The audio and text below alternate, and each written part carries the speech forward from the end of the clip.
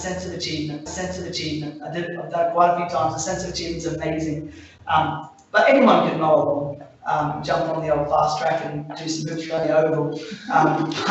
But not everyone can sit in the pastor's chair and have the meetings that I have and talk and whatever that may be else that holds for the job. In the same capacity, say there's 15,000 people in this town, give or take.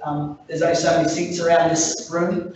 And so you have a great responsibility and opportunity, really, to do what only you can do and make the hard decisions that a lot of people probably outside these doors think they can do, but the reality is they're not here doing it. So it's what an opportunity you have to be leaders in something that only you can do in the chairs around this table. But the other one that I like to talk about is that leaders never run. Leaders never run. And I think maybe at this time of year we've been at an event. We've seen the person who's meant to be running the show is running backwards and forwards and so leadership never runs.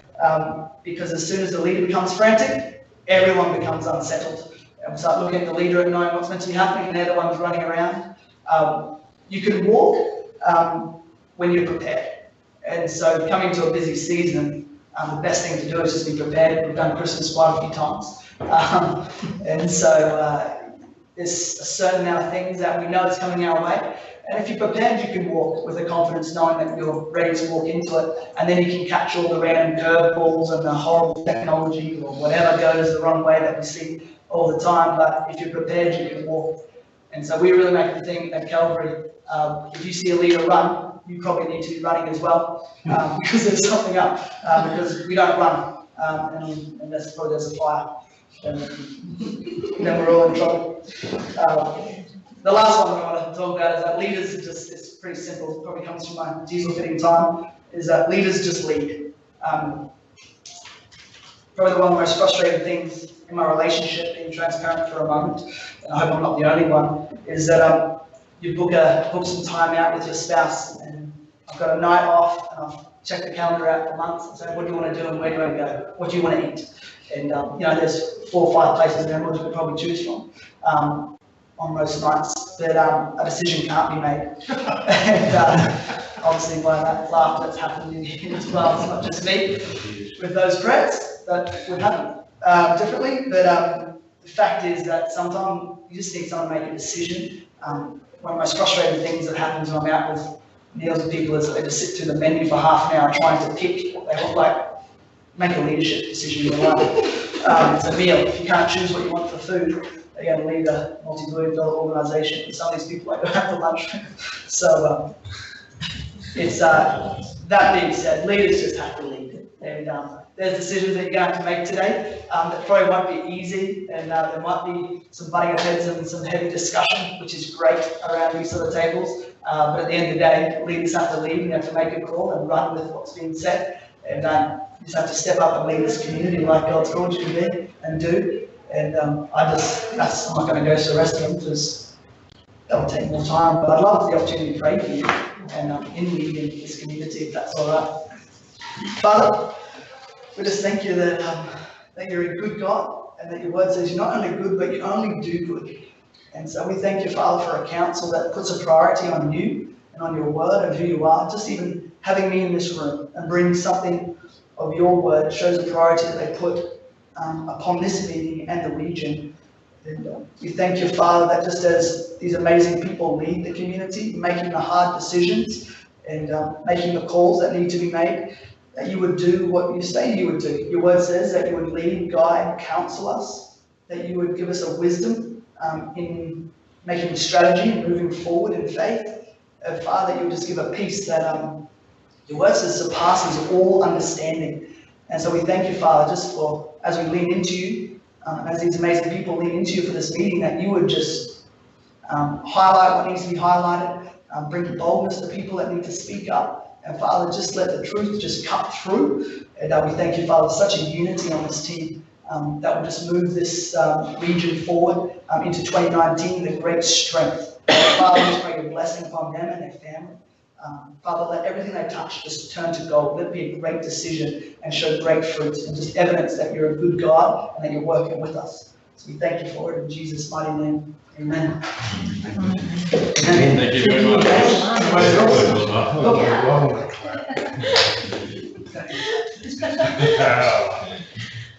Chris, thanks. Thank you. So, Chris, was it steak and chips? What's that? Was it steak and chips when you ordered? Oh, steak and chips every time. Diane sauce. Also, Thanks, Chris. No salad. Right, councillors, back to the mundane. Councillors, confirmations of our previous minutes, so that starts on page 3, about page 20. Someone that was present at that meeting on the 23rd of October would like to move those, please. Moved by Councillor Brindlecamp, seconded. Councillor McIndoe. I'm just running your eyes over those.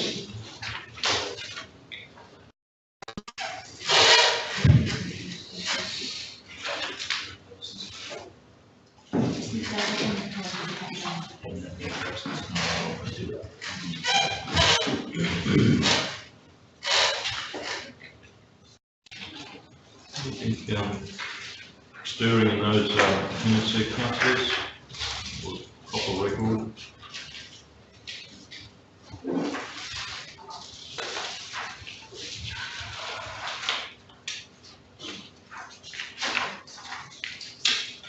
All right, councillors, I don't think moved in second at all. In favour? Against? Thank you. Sorry, now we're going to go back to do leave of absence again. No, we've done apologies. We've done Just leave of absence for any. Yes, sorry, my apologies. I did that this morning. I'm a repeat offender. Councillors, any leave of absence for meetings coming forward? All good? We've got 2 more for you, advise, Murray? There's 2 more to go. All right, councillors, any business arising out of those minutes? I think we've got to look through those. Any business arising? All good. No comments there? Yes, in regards to that, the Arco Coronda group, is it resolved? But just that regards that Bryce, that the 40-year bank guarantee knowledge. Total 14 councillors, bank guarantee Coronado group, through you, General Manager Bradshaw Michael. Provide a status update. Yeah, 3, Mr. Mayor.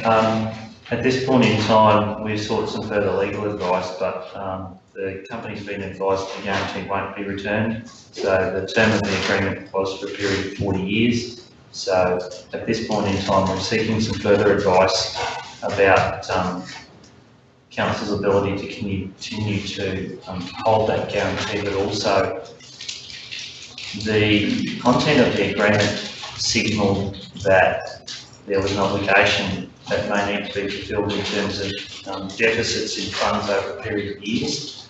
Some initial calculations have been done on that work, and to date we're waiting to have that information externally validated, as well as seeking that formal legal advice, but there's been no further contact since they were advised. Council will continue to hold the guarantee. So that's how the advice is. One more, in relation to that advocacy document for the federal election.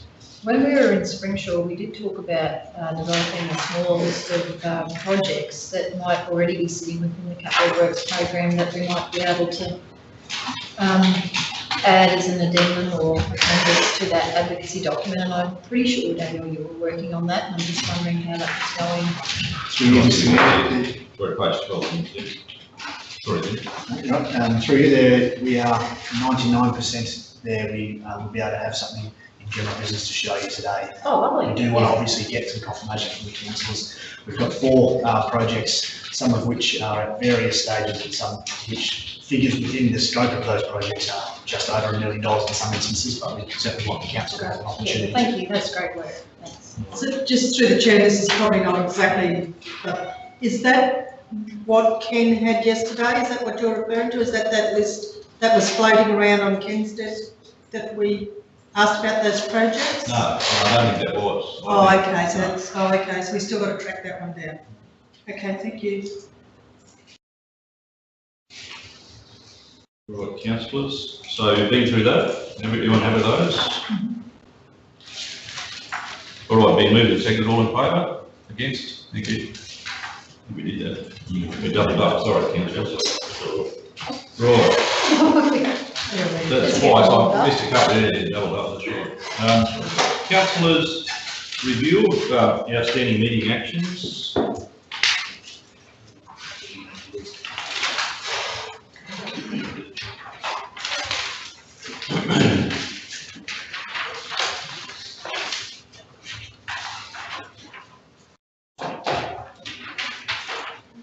Councillors, most of those are there's some updated comments. This is not the 6 monthly review, this is just the last one, yeah. This is the routine one. This is the routine one.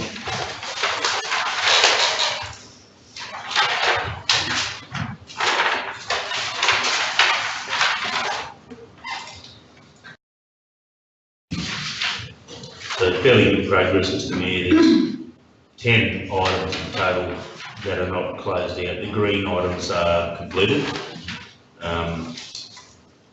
Red is not started, although I do suspect that at least one or two of those that I think there has been activity on, but it's not noted in the comments or action column, so they could be shaded fawn. And there's 6 there where there's been updated comments provided, so it's in reasonably good shape to get the list down to 10 things yet to be completed. All right, councillors, and I draw your attention to those upcoming agenda items. And as I said this morning in the standing committees, if there's something else that needs to get on there, well, please let someone know. Yeah, that's correct, Mr. Mayor. Reinforce those comments not only for our general council meetings, but for any committee meetings or strategy and briefing forums. It's encouraged for elected members to suggest topics for discussion, request reports, or time for whiteboard blue sky style discussions or brainstorming. So that's encouraged. All right, councillors, item 9 is obviously material personal interest, conflict of interest, personal gifts and benefits. Anything to declare? Oh, right. Councillor Nixon, you go first. Liquid Blue, they paid for a couple of taxis to the awards night and had dinner. Oh, right, okay. That was in Melbourne? Yeah. But, Councillor Nixon, recorded received hospitality. In the form of take 2 taxi fares and the dinner. All right. That all, Councillor Nixon? All right. Councillor Roll. Chair, as I declare that I have a conflict of interest in this matter, which is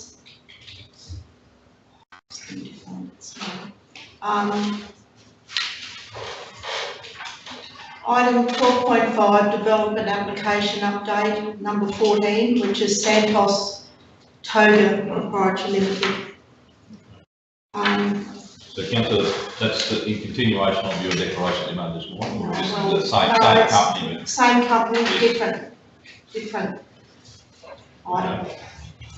So the nature of my interest is I hold shares in Santos Limited.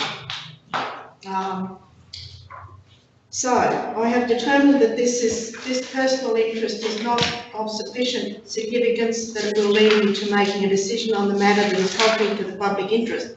I will best inform my responsibility of serving the overall public interest of the whole of the council's area by participating in the discussion and voting on this matter.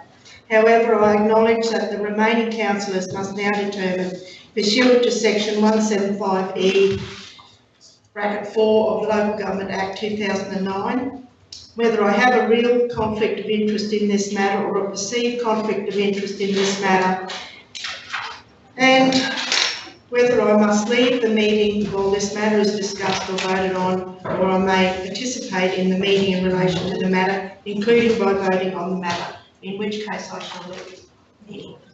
Councillor Roll, by that declaration, will now leave the room so we can make a decision in respect of that.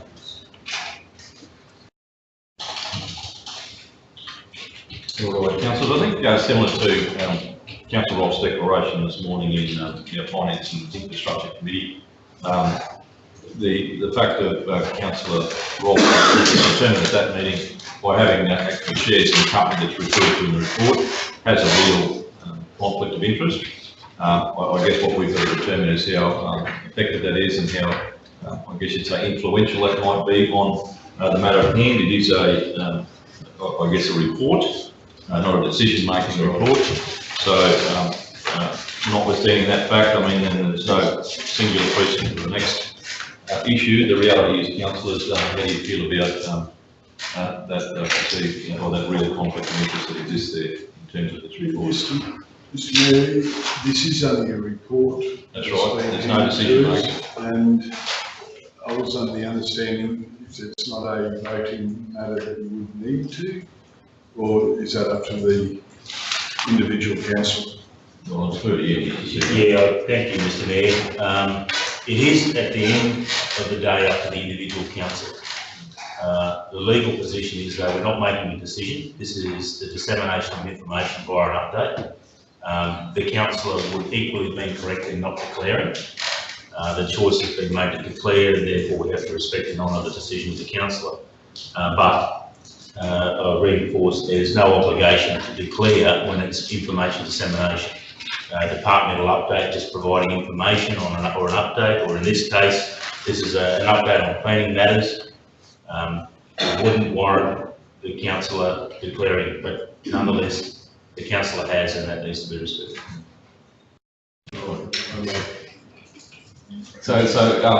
By Councillor Rolfe's declaration, she's requesting that we make a decision with respect to that. So Councillor's happy to have Councillor Rolfe back in the room and participate in this discussion? Option 3. Option 3. Got the menu, isn't it? Yes, on the screen, Mr Mayor. There you go. So Councillor's happy with that. We'll do that by show. I guess someone's going to move that. Yes. Moved by Councillor Dimblekane, second Councillor Godwin-Smith. The Councillor Rolfe has a real conflict of interest. I think the fact that she owns shares in Zendos has been adequately declared. And notwithstanding the conflict, Councillor Rolfe may participate in that discussion and vote upon it. Agree with that? Yes. That's sorry. Yeah, that's right. So Councillor's happy with that? Moved and seconded, all in favour? Against? Thank you. Thanks. Thank you very much. Thanks, Councillor. Just on that matter, Mr Mayor, while Councillor Rolfe returns to the boardroom, the process of arranging for Mr Tim Fines from King & Company to visit council again to run through some further scenarios, just to further embed the training as more clarity has been provided around the conflict of interest provisions. And you would have had some information about this today regarding non-members or observers that attend committee meetings or any meeting of council, and the interpretation of their responsibilities with regards to conflict of interest provisions. Also, it's a moving feast in regard to council workshops. And whether or not an elected member has an obligation to make it known that they have a conflict, even though in that case we don't record minutes, we only take notes. But it's certainly looking like that there will be an obligation for councillors to make it known, even though it's not recorded in the minutes, but it would be noted in the CEO diary, for example. So this is a moving feast, and in light of that, while we're doing the best we can under the situation, it's prudent that we obtain additional information and further scenarios just to reinforce our skill level as this starts to settle down and be put into good working practice. So that'll happen hopefully this calendar year for maybe an hour and a half of council's time. Thanks, Mr Mayor. All right, councillors, no petitions tabled? No, Mr Mayor. Yeah, sweet. All right, councillors, we'll move on to obviously our reports. Page 21 of your agendas there, under the Communities Department, is an update on the Clean Growth Children's Workshop. And I'll ask General Manager Daniel Fletcher who might introduce Kirsten Burns going to speak to us about that. Thank you, Daniel. Thank you, Mr Mayor. Councillors, through you, you'll be aware of the Clean Growth Choices presentation that was delivered, and also some ongoing dialogue regarding the opportunity to sign an MOU with the University of Southern Queensland. So that MOU and its contents has been coming back and forth, and we've just been finalising that to make sure the details are right and ensuring that it reflects adequately the appropriateness of not only smart energy decisions, but also the nature of the resource sector in our region. So I'll pass it over to Kirsten Byrne, she can outline the details for this report. Thank you, Daniel. Through you, Mr. Mayor. So the report that you have in front of you is an extension of the report that was tabled by Jared Wright while he was acting General Manager in September. So as Daniel discussed, we did have to tinker around with the memorandum of understanding to change some elements in terms of the CHRC contact, assigning a project lead. So the document you have has been attached with track changes just so you can see the changes that have happened to the MOU. One thing of note, clause 4.2 had to be deleted from the MOU just on the advice from the Clean Growth Choices Consortium, just in the fact that they normally don't include funding amounts within a MOU just in terms of the scope of work. So they will be committing that $60,000 funding in a letter to council just to formalise that commitment in terms of funding. So they didn't think it needed to form part of the MOU. In terms of some of the concerns that council raised in relation to our obligations as part of being part of this pilot program in terms of the commitments, the consortium had advised that the items that we were supposed to, well, the advised requirements from CHRC as part of the pilot, they're not mandatory. It is more of a guideline of what is expected of the councils within the pilot, and we're not locked into them or anything like that, but it is just a guideline of how we should be consulting with the community. So in this report, we have sought a bit more advice from the workshop team in relation to what other councils are doing in relation to their commitment as part of the pilot. So as you can see in the report there, a number of councils have advised that they're considering the time that's going to be required for all of the activities and workshops that are recommended as part of the Clean Growth Choices pilot. So they're allocating a 0.2 of an FTE as part of the funding allocation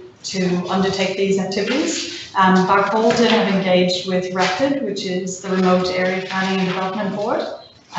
So they've been established since 1992 and are a regional development organisation.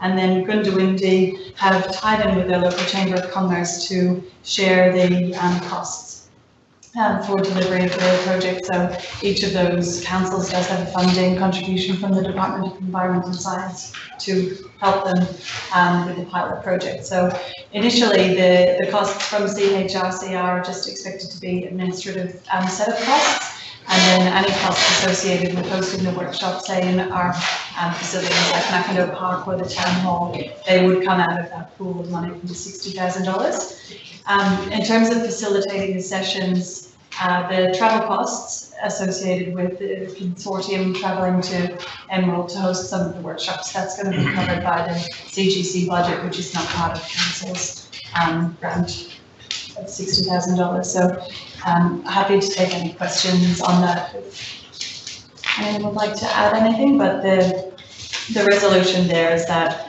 we endorse the Chief Executive Officer entering into a memorandum of understanding for the Clean Growth Choices pilot program with the University of Southern Queensland to establish a partnership focused on the development of economic resilience strategies, collaborative research projects, establishment of joint research appointments, and collaborative applications for research grants. So. Sorry, Councillor Ross, yeah. Yeah, turning it to Kirsten.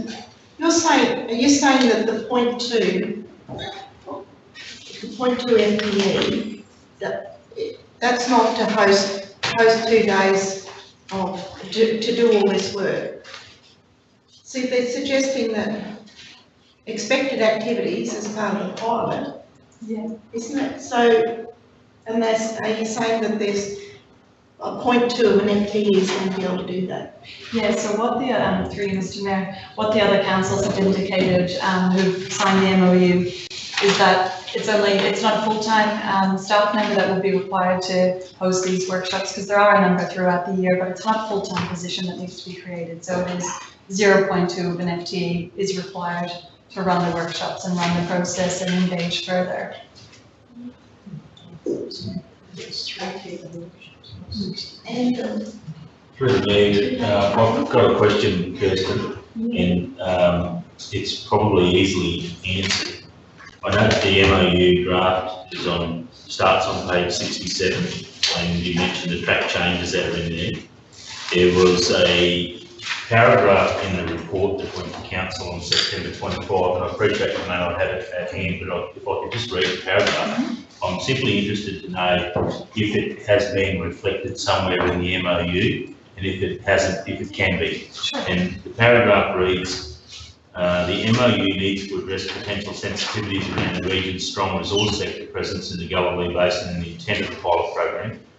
Council will seek minor amendment to the MOU to reflect our working relationship with the mining sector and its role in the region. Through further discussion, Council will seek to establish a level of understanding from our prospective MOU partner regarding the Council's position and to put in place mechanisms to ensure media comment and reports are agreed by both parties prior to publication. I'm not sure if we've adequately reflected that in the MOU, and I haven't studied it, so I just wanted to know if it's not in there, can we include something along those lines to maintain that good working relationship that CHRC has with the mining sector, at the same time while working on clean growth choices with the University of Southern Queensland. Yeah, sure. Through you, Mr. Mayor, I can go back and we can add that. We can work it in somewhere, probably maybe as a new provision, wherever it would best fit in the MOU. I think it would be good if we could do that, provide a level of comfort. So, councillors, other questions? Yes, just as CEO, oversight of this process, how do we see that from a governance arrangement? Where do the outcomes, the programs,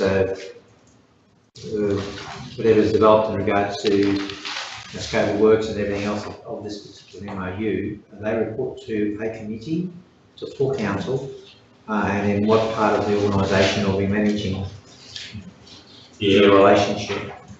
It's a good question, and I'll defer to Kirsten if I can. We might be able to provide a response to you, Councillor Bell, through the mayor. Sure. But now with the management of the process, it would sit within the communities department. So how we engage with a point two FTE or whether we get a consultant on board, that would be something that we would need to manage and work out the best way forward if we have resources in-house to undertake that, or whether we need to engage someone separate like Mark Holden have done.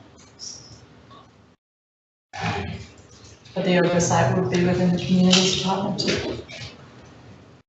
I'm with you, Councillor Bell. I think people have asked that question, and I think that was the reason why we actually went back to the well. I think that there wasn't a real clarity around whether they report back to the department or the joint venture and others, so I take that on board. Mayor, just further to that, Kirsten said engaging a consultant. So are we going to engage somebody else to be part of this? It just seems to me that it's getting bigger than. Look, I think in reading it and using Kirsten's examples with the other councils, it is functionally sort of hosting an opportunity. It's not so much actually, there's a partnership talking and the collaboration, but it's very much hosting the concept into your region and them interacting effectively with what they're asking for as the community leaders, as I understood it in a very simple way. And it was very much at that level, Councillor Rolfe, when we actually had that meeting, and hence our, I guess, reticence to jump into it straight away, was that they were very much working this out on the run, because I think the consortium had been put together reasonably quickly. I'm not saying this to in any way, shape or form diminish the opportunity that's there, but it's just a case of I did think they probably went very early in the first piece, but it's very much about, in effect, hosting them and the cost of hosting them to achieve their workshops and any intended, I guess you'd say, potential projects around, the region that they go into. So that's how I understand it. So there's further questions? Sorry? So there's further questions? Yeah. Look, I think the reality will be, I think there'll always be another couple of questions. Every time, I guess, with the greatest respect, I can't speak on behalf of the person, but we've asked a couple more questions and a couple more and a couple more, and I think, with the greatest respect, it shouldn't be, justification for making a decision, but the other councils have come on board and I suppose gone through the process with them. It's probably measured off against, yes, you're going to be hosting them, so you're kind of accepting the philosophy, they're offsetting it with some costs. Let's just see how this grows. It's very much a pilot program, like they keep saying, and I think that's probably the great unknown here. So see it as you will, and that's about as clear as I can make it. And through the mayor, it is, as you suggested, it is a pilot program, so there are going to be questions throughout it about how we're going to run these workshops, and that's why we rely on the consortium to give us advice on how best to engage the community and address the subject matter that they want. So we will be taking a lot of direction from them. And it's the first time it's been run, it is a pilot, so we can liaise with our other council neighbours to see how they're undertaking it as well too. I think that there's always been a rider there that you can drop out of this at any time. If you don't like it, you drop out. I think if I can add to that, Mr. Mayor, as well, notwithstanding the omission of the paragraph that the CEO's read out, and also the government's gaps that Councillor Bell's identified, the MOU is really just symbolic. If you look at 3.3, their project plan, that's really where they're hoping to get some more tangible, or at least something legally binding, where you would need to then agree to what that project scope is. So it's a pilot project, somewhat symbolic at this stage, but we certainly should be taking it back to getting the MOU right and include that paragraph and get some stronger governance around it for council's benefit.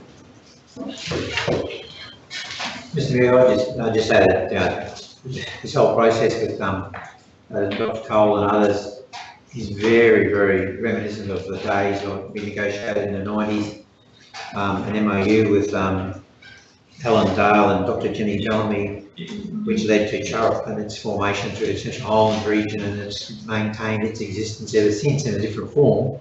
Ran separate to council, but still doing a lot of good things in on farm, on land, innovation and conservation. So I mean, it's a lot of stuff in the ether here, but as I said, my feeling is worth a punt, and I think the outcomes are probably, you don't know what they are because they're all going to be invented. So, but I just think it's there is a good collaboration. I think the partners we've got in other councils certainly give us a well-heeled and well-connected to land trajectory across a lot of the regional points land. And also, I think after a conversation with Dr. John Cole here, I don't know whether I knew much more or was any better informed. That was exactly how I went through that 10 meetings with Alan Dale and Jim Bellamy many years ago. But I mean, we took a punt and it worked. So I think council should probably have a go on this one as well. It's not a great deal of cost or risk in it. I can see in it. The MOU was very, very light, and it's both in its purposes and its objectives and what our commitment is to it. So I think it's a good option for us to have a look at. As I said, almost go for the ride and see where the all things land. I think it's a point well made, Councillor Bell, and you'll be pleased to know that Alan Dale is actually involved with the consortium now. So he'll be involved as well. So very much agree with your sentiments, but there is I think a real intent to make it work in whatever shape or form and see what happens. The MOU is actually something we tossed around. It was and it gave probably the other councils some, I guess, an opportunity to go back to the proposal and say, look, if you'd like to seriously put something up. So it actually did get them to focus a little bit. So as vague as that still may be, the reality is, as I said, it's a hosting role. There is some remuneration for that, and there is a get out clause if we don't like it. I think what the CEO raises is quite appropriate, though. Reputationally, we don't want to be seeming to be, and with the greatest respect, I can't speak on everyone's behalf here, but reputationally, we've got to be seen to be serious about the climate change and the fact that the industries that exist here and climate change are in the same boat. We're all playing in the same sphere, and we can do this together. So I'm going to introduce. I don't know what other councils think. There we go. There we go. The resolution as it stands, Mr Mayor, provides council with satisfaction that MOU can be amended. Yeah, just, you wouldn't need that. I don't think we do. I've reread it. It's basically saying that council endorses the CEO entering into an MOU and I've got an interest in making sure that that MOU is just embellished that bit further. I know that what we spoke of is covered in the report under the communication and engagement section with the proposal for an adequate press release to be issued. So I'll make sure that that's covered off in the MOU. If council needs that comfort of having it in the resolution, you can do that. But I'm happy with it as it stands. If council is. Well, councillors in that shape, is someone happy to move that? Moved by Councillor Godwin-Smith, seconded. Seconded Councillor Brindletone. So it's been moved and seconded, and that's the resolution up there on the board. All in favour? Against? So 1, 2, 3, 2 against, 6-2. That's right, 6-2. Yep. Right. Thank you, councillors. All right. Councillors, page 73 of the agenda is the update on the petition that we received from the Queensland Sapphire Miners Association. I see this is under your hand again, Daniel. Yes, thank you, Mr Mayor. Through you, councillors, you recall at the council meeting on October 23rd at Springshaw, a petition was tabled by the Queensland Sapphire Miners Association. In response to that, we've appropriately brought back this report indicating just some further evidence around the state's intentions to adjust any legislation related to the petition itself, and Kirsten will go through that, but also to note that based on the information that Kirsten's been able to ascertain from the department, to progress any advocacy on behalf of the Queensland Sapphire Miners Association, it would be appropriate to write to the Department of Natural Resources and Mines on behalf of council supporting that decision if you so wish. So, Councillor Kirsten, if you wanted to outline that. Sure. Thank you, Daniel. Through you, Mr Mayor. So, as Daniel suggested, the petition that was tabled in Springshaw in the last General Council meeting, the 120 petitioners request that the Central Highlands Regional Council advocate to the Queensland State Government for amendments in legislation to ensure that all declared designated fossicking lands of the gemfields within the state of Queensland are given perpetual protection against legislative removal or reduction in land area, as well as legislative protection in providing reasonable vehicle access for the purpose of mining, fossicking, tourism and emergency services. So as Daniel mentioned, I did speak with the Department of Natural Resources and Mines and Energy, and they have no plans to propose amendments to the ACTA regulation, with the latest amendment to the legislation taking place on the 1st of July 2016. So the Emerald office further confirmed that none of their staffers attended a public meeting in the Willows Gemfields Community Hall on the 23rd of June 2018. So we're still trying to get to the bottom of who it was that actually was present during that presentation in June. So in acknowledgement of the petition, the CHRS of Central Highlands Regional Council may write to the Department of Natural Resources, Mines and Energy and identify the number of petitioners and request the department to provide some further clarity to the Queensland Sapphire Miners Association regarding the issues that they are concerned about. So just championing the cause on behalf of the association, but directing their inquiries to the state government so that they can suitably hold a workshop or best tackle the issues that the association have raised in the petition. So I won't go into too much about fossicking in the Central Highlands. I'm sure we're all aware of it and you've read the report. So if you have any questions. Sorry, I just missed what you said about the meeting in June. Sorry, what did you say about that? Yeah, I'm sure. I'm through, Mr Mayor. So I checked in with the DNR and the office at Emerald, and none of their staffers attended a public meeting in the Willows Gemfields Community Hall. So that's correct. I was at that meeting. Okay. Yep. So no department people were there. and I did take the minutes of that meeting. Sure. So did you want those minutes? I I mean, do you? Yeah, do you? Yeah, they would be certainly helpful when we run to the state, just to find out what more specifically are the issues raised by the association, because the petition is light on in terms of the request that they had, about the background context of what their issues. Okay, I'll send you those minutes because I took minutes for. Yeah, that'd be helpful, thank you. Any other questions, councillors? Fundamentally, we're just endorsing, I guess, their concerns and providing our, I suppose, a badge and brand name behind, obviously asking the state to give it some consideration. So, something, sorry. Just through the mayor, just a comment. We're not actually suggesting anything. We're putting it back onto the mines department to sort it out, aren't we? Yes, that's true. Yeah, because they're the only ones. I think that they're looking at access, and I know that that's access across property. So I think it's best left to the mining company to sort out. Thank you. Well, that recommendation is just receiving the report and agreeing to write that letter, so it's not happy to move that. Moved by councillor Cyclist, seconded.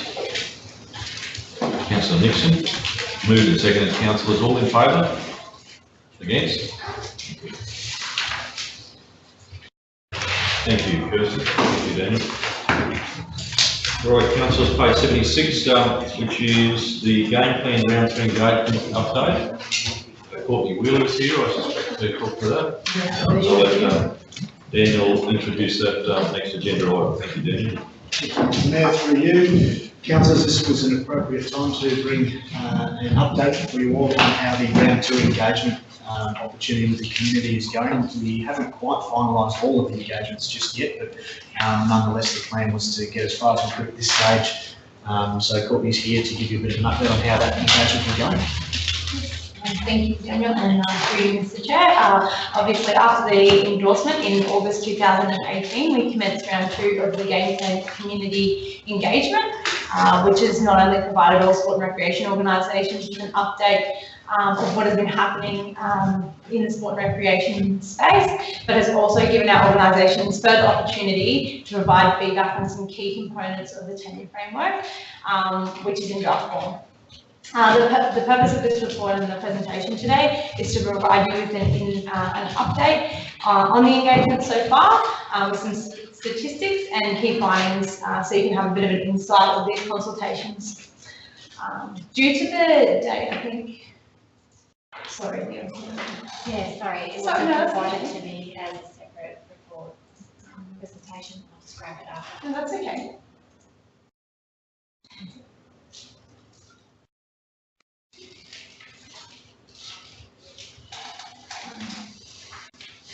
I can continue because due to the date of this report having to be submitted, the statistics that will be in front of you are actually outdated. So I'll provide you with the current numbers. Since August, there have been a total of 17 consultations with 52 sport and recreation organisations engaged through these meetings.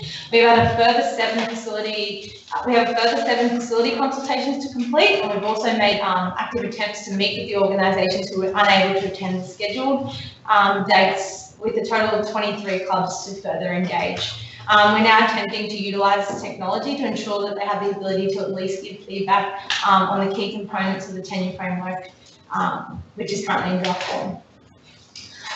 From these consultations, I've consolidated a few key findings of the meetings that from across the region.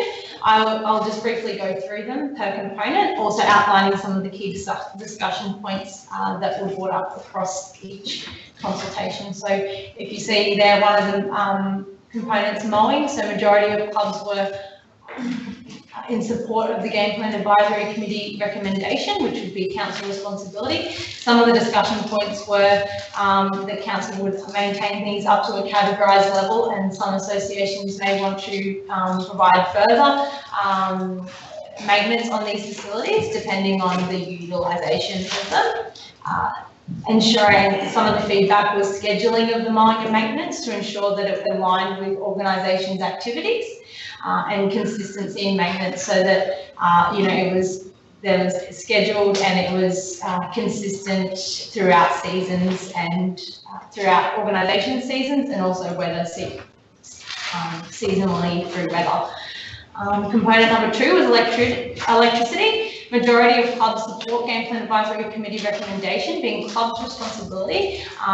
Pending, some of the key discussion points were that as long as the infrastructure and the administrative processes support this, example metering or, as I said, administrative, so that can be further finalised, and that there will be a fair distribution of costs over the users of the facility, and that energy efficiencies were identified and implemented if this was to be the case. Major field maintenance, majority of clubs gave further feedback on this recommendation, that the club would have responsibility of this after 5 years, after council being responsible for the first 3 and it being shared for the next 2. There was affordability for the organisation, so and the consistency in the fields across the region. So the feedback was basically if we wanted these fields to be up to a safe, playable standard, is that something that we can put back on the organisations to do, or is that something that council need to further consider? Number 4, major infrastructure maintenance. Majority of clubs were in support of the Game Plan Advisory Committee recommendation that it be a council responsibility. Some of the key discussion points were that it be on a less reactive basis, scheduling of works to ensure that the consistent maintenance of facilities are up to standard, and that we align with work health and safety practices. Specialised maintenance, majority of clubs were supportive of the Game Plan Advisory Committee recommendation with being a shared responsibility. They were supported to work collaboratively with council, and there's some of their concerns. So some of these specialised sports, so just specialised sports take into consideration your core sports that are held on arenas, special arts, court sports such as tennis and netball. So they were concerned about the prioritisation of these facilities and the works being done on these facilities, that field sports might take precedence over these facilities. So they were some of the discussion points. And lastly, general infrastructure maintenance. So majority of clubs were supportive of the Game Plan Advisory recommendation that it be club responsibility, and we have noted that many of these clubs already take on that responsibility and are happy to continue that process. So that is, in conclusion, an update of what we've been doing out there so far, and we are working towards finalising all of our consultations by the end of November and coming back to council with an update on the 11th of December. Thank you. Councillors,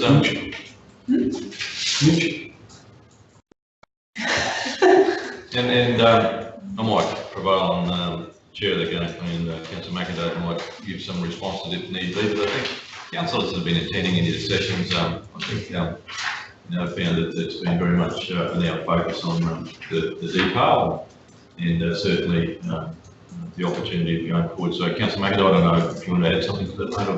No, yeah, they're still undergoing, but they've been very responsive. The change in correspondence between the organisation and the clubs have been tremendous, and the open dialogue has been well received. So, and the feedback's been terrific. So, all in all, it's been very good and a well worthwhile process going back for that second round of engagement. Councillors, questions? Just to say well done to Courtney and the team, because it's been a massive undertaking, that engagement, and sounds like it's been well worth our while. And councillors, I do really appreciate a lot of effort that all of you have invested in this. I mean, it's been with the greatest respect, some skin off, but obviously persevered, and I think credit to Alan's chairmanship and certainly to the team that's been going out there. I mean, they've just kept going out, taking the ball up, as Councillor McIndoe would say. And I think our community started to appreciate there's a genuineness about getting this resolved. And, there is a real responsibility in front of us now to make sure we deliver what we said we're going to do. And I suppose we can look forward to that. So well done, Courtney. Well, the recommendations there that we received that report, is there any other things we should say before we receive it? Someone have a move? Moved by Councillor McIndoe, second by Councillor Nixon. All in favour? Against? Thank you, Councillor. Thank you very much, Courtney.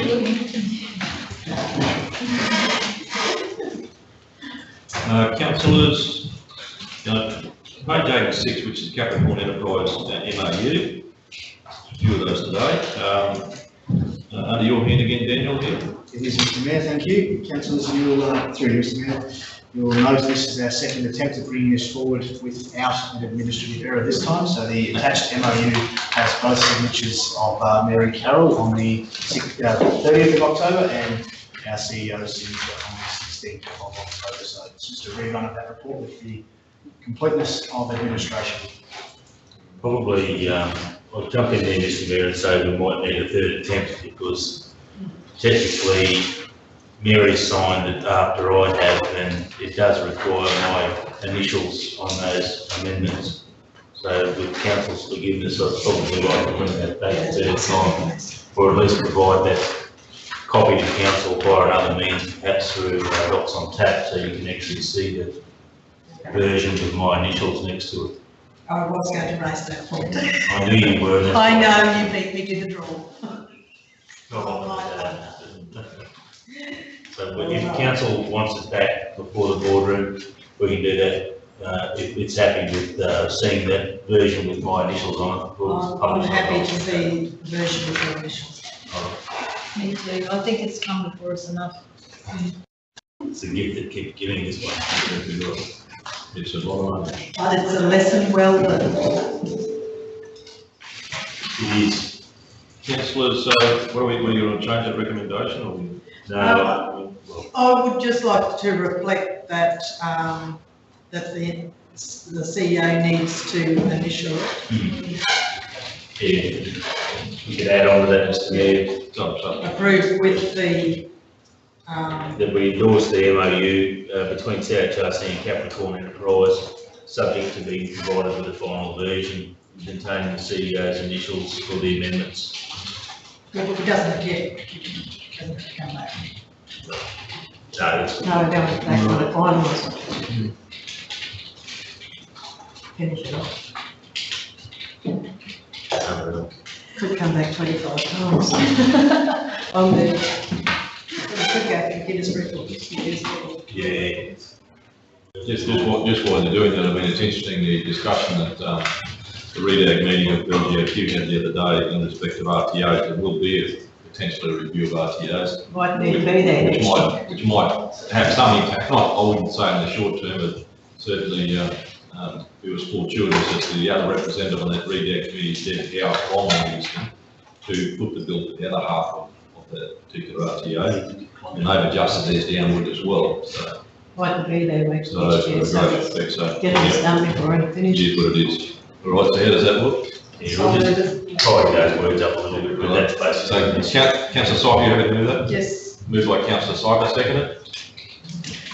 By Councillor Godwin-Smith, moved and seconded. All in favour, councillors? Against? Thank you. Hooray. All right. Right, councillors, page 92, which is the development application update. Ryan is here. Is he Ryan, Joe, or Kirsten, or are you just observers today, gentlemen, or you're in the hot seat?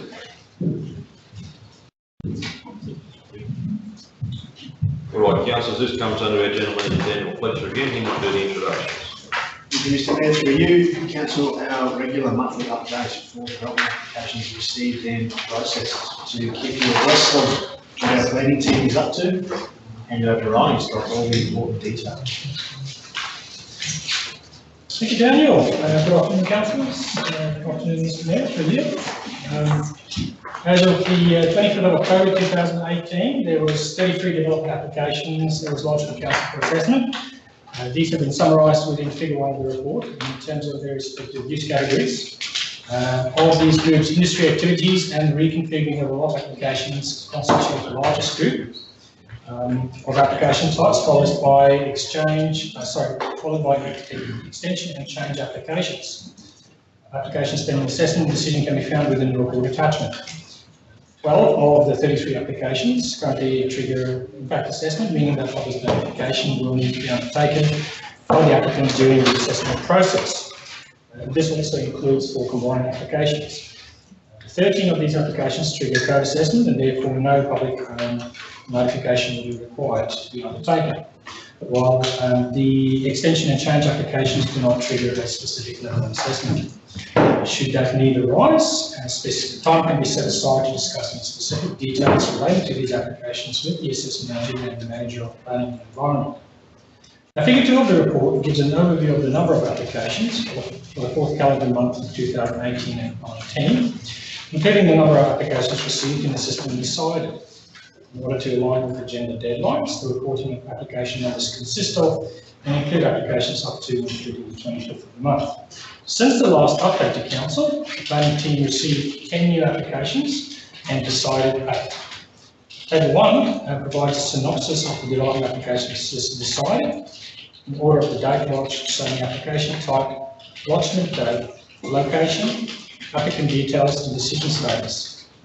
Of those 8 applications decided, 1 was for building work accessibility planning scheme, 1 was for the extension of currency period and on minor change, 3 for reconfiguring a lot, 1 for a combined reconfiguring a lot and material change of use for renewable energy facility, and 1 for material change of use for a feedlot, and 1 for material change of use for a high impact industry activity. Now, Mr. Mayor, before I proceed, I'd like to draw your attention to and apologise to councillors for an administrative error in Table 1 of the report, whereby for showing the applications decided.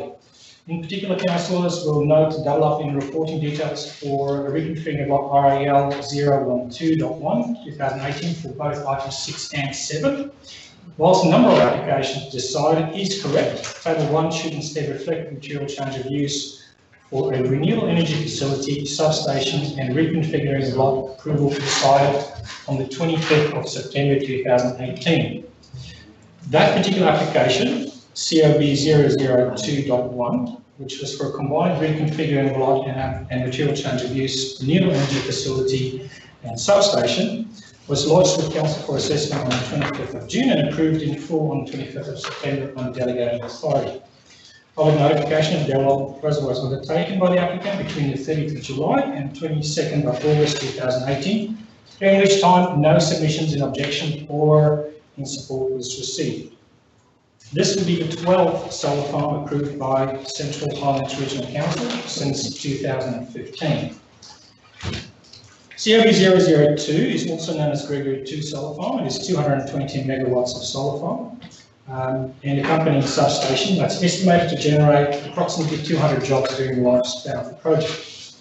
The solar farm and substation is proposed to be constructed on a 670 hectare lease area, and I would like councillors to show councillors this particular lease area.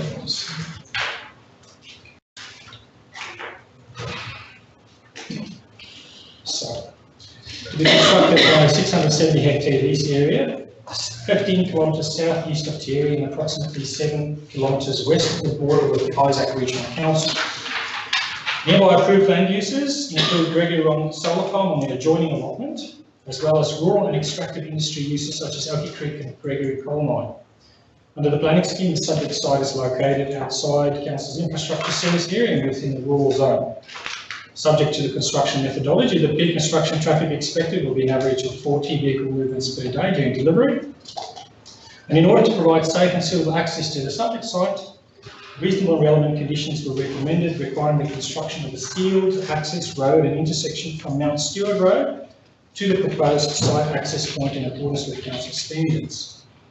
Following assessment of the proposal and subject to compliance with reasonable and relevant conditions imposed, it was concluded that the proposal complied with the relevant assessment benchmarks under the Act and was therefore recommended for approval. Under the Act, and in accordance with Council's adopted infrastructure charges resolution 12.2 2017, the decision notice did not include an adopted infrastructure charge, as no additional lots were created, and both renewable energy facilities and substations attract a nil charge. Thank you, Mr. Mayor. Should there need arise, additional time can be scheduled to discuss any other applications, as examples of applications with myself, with the Manager of Planning and Environment, and as always, I'm happy to take any questions and request that Council receive my report. So you said it's the 12th? approval for a, The 12th approval for a solar farm, that's correct. any questions, councillors? Just on number 4, the extension of change application, which is the Rosewood Street Blackwater. Yes. I know there's been problems with that area before. What's a bit more information on the Rosewood application? Mr. Mayor, through you to Councillor Brimacombe. That particular application was obviously, as it's noted, a 4-year extension for non-resident workers accommodation. That was supported primarily on the grounds that if that particular application was lodged currently, number one, it would be consistent with the current requirements, as well as per the zoning itself was earmarked for non-resident workforce accommodation under that different PDA, being within the Blackwater PDA area. There's that existing application. I know we have a policy on the standard of dwelling for a camp. Does that come under that policy or not? That particular one would come under the provisions and requirements of the Blackwater Priority Development Area and not under the planning scheme at the moment, Dean, is that correct? So whether that policy would apply, that policy is currently under our scheme. So through you, Mr. Mayor, so all assessments within the Blackwater PDA area are assessed against the Blackwater Priority Development Area planning scheme. So it's a bit of a mouthful. So they don't get considered under the Central Highlands planning scheme because until the Blackwater revocation project is finalised, all applications made within that priority development area are subject to assessment under that planning scheme. So when the change is finalised, will they then come under that policy, that housing standard for council? Yes, so any new applications that would be received once the Blackwater PDA is given back to council, essentially that would fall under the Central Highlands planning scheme. So for instance, in 4 years' time, if they requested another extension, we would have to give weight to the current planning documents in place, which would then be the CHRC planning scheme if the revocation happens within that period. Ryan, the material change of use for the function centre at the agro site, can we find more out about that on track? Like if we just put that in the chat, because it's that public notification now, isn't it? Through you, Mr. Mayor, so you can find out all the information on track about that one. That one, we have received the referral back from TMR and they're scheduled to go on public notification, so that's the next step in the process. So on council's website, we do have a link to current applications on public notification, so that the community can click on that link and see what they can or can't have their say on at the moment, if there's anything out there. There is also a website that they can sign up to called planningalerts.org.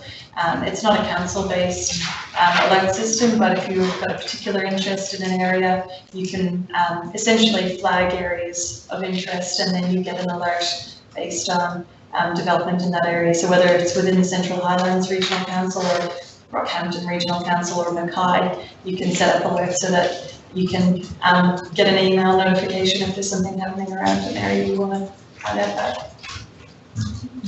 Just in regards to that one, the impact or the level of impact assessment, what would trigger the impact?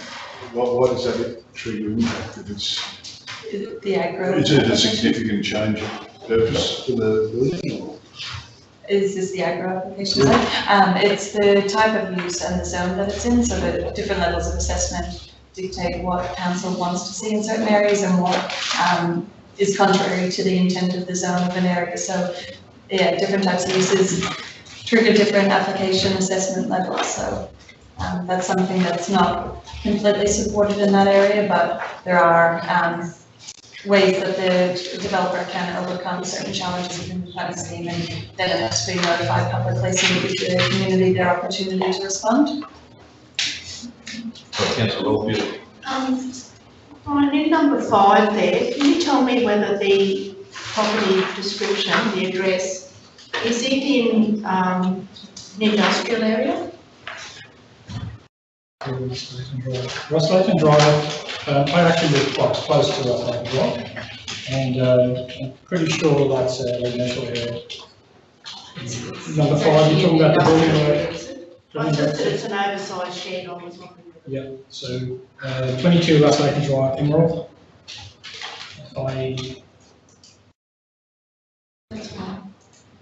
Obviously is.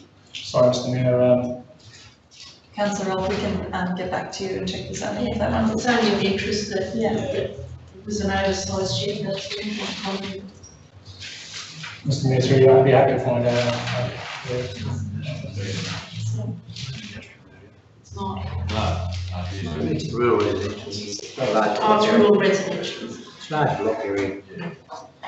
It's off in a long street. Right, councillor, any questions on this application? Well, thank you, Ryan and Joseph, Kirsten. Someone happy to move that, you're looking for, to receive that report? Sorry, moved by councillor Godwin Smith, seconded by councillor Brindlecone. I was looking down, councillor Mackay, but I apologise. Yeah, I'm sure there'll be other opportunities. Councillors, we moved and seconded, all in favour? Against? Thank you. You want to go all day. Thank you very much, Tony. Councillor, I think we're on page 107 now, I think, which is the customer and commercial services, which is the community engagement meeting dates. Thank you, Mr. Mayor. I'll hand over to Rebecca Brosnan, Acting Manager of Customer Service, to discuss the proposed council engagement dates as proposed in the report. Good afternoon, everybody. This report provides a suggested schedule for community engagement activities for 2019. Covers off community consultations, community reference group meetings, and CPAG, or Community Planning Advisory Group meetings. This is continuing with the status quo that has been in recent times, noting that there was a workshop recently held with the councillors to discuss the future of the CH 2022 community plan.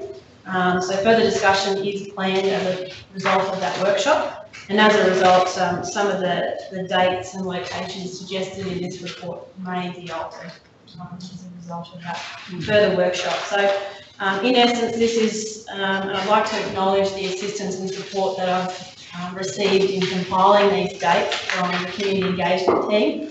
Also from CHDC, the area office coordinators, and the CEO's office, to try and fit these dates in as best we can with very, very tight schedules. We have included as an attachment a full calendar where we've tried to outline most of the engagement activities amongst the other activities that you'll be involved in as well. So we do seek your feedback on these dates, hoping and trust that they fit in and suit as much as possible. Through the chair, if I may, like, what engagement, because I know it hasn't been raised at my CRG meetings that I attend, whether these dates suit the community? Like, so we haven't reached out to the community to consult with these dates. It is difficult to lock down the councillors to attend these sessions in amongst extremely tight schedules. and also, I know this year, these CRG dates clashed with the local disaster management, so I couldn't attend my local disaster management meeting because I had reference group meetings to go to. So I think it needs to be more than one department that sits down to sort the dates out. I think we actually need to get together, and there's a whole list of dates that we need to sort out for standard meetings that we have.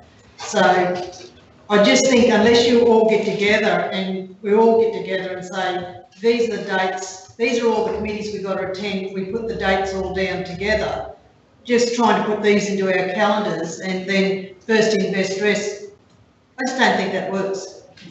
So, sorry, did you say you actually contacted other officers as well? Yes, there's been. So what other groups, so what other meeting dates did you get hold of? So we've taken into consideration the council meeting dates and strategy that were adopted recently. Yeah. We've taken into account from a CRG perspective a number of forums that you need to attend. We've actually obtained from the CEO's office your calendars to figure out what you all have on the agenda for 2019. Well, nothing the will corporate come calendar. 2019, so that wouldn't have done much. The corporate calendar was used, and we also took into consideration feedback from in recent times around the bull sales, school holidays, public holidays. All of those aspects were considered, and there was an enormous amount of work. Okay, well, as long as you've already done all that. I've just checked through the mayor, Councillor Cypher, and it looks as though the 2019 LDMG dates, including the satellite meetings, haven't been set. I see the next meeting is the 4th of December for the overarching LDMG, but it may well be that the LDMG dates may need to respect what gets up here today, their support for these dates. As long as there's been some consultation, because I know last year the CRGs were just, they were not really well consulted. And hence, I think what the process has been this year, so that we make sure that where possible, that's all been taken into consideration. I respectfully suggest that Bernadine dived in and said, right, I'll fix this up. I think that's what the word was, wasn't it? All right, so, yes. So, Rebecca, Springshaw on Monday, the 27th of May, that week is it's full. It's in Springshaw show that week. If we could just change that one day,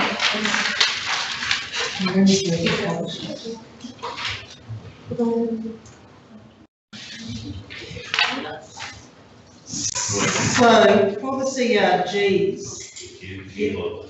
you haven't kept them on consistent days, so you've got a Wednesday, you've got a Tuesday, you've got a Monday, and you've got a Wednesday. So in order to be able to facilitate all of those different calendars that were considered to make sure there wasn't clashes with other things that were already in the corporate calendar, we needed to work around those things as a priority so that there won't always be consistency in dates as a result of that, taking into consideration those. So it would mean if we put them on consistent days, then it would mean that councils may not be able to attend because they would be, going to council meetings or other important functions that they already had booked in.